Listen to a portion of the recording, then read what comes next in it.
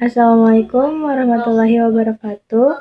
Abdi Syifa Alexandria Ahlan di kelas 10 Emlok B. Di dieu abdi bade nembongkeun sajak Sunda karya abdi sorangan.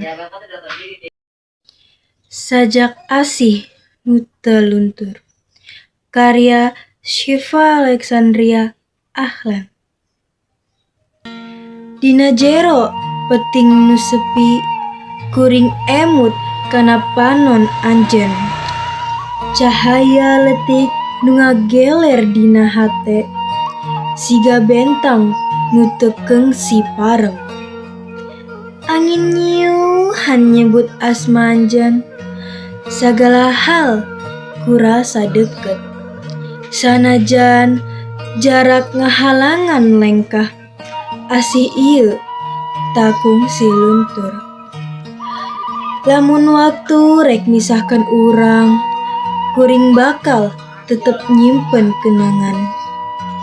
Sebab cinta nu tulus moal kapegat ku jarak atawa zaman. Sakitu anu kapihatur ti sim kuring, hapunten bilih aya kalepatan, hatur nuhun. Wassalamualaikum warahmatullahi wabarakatuh.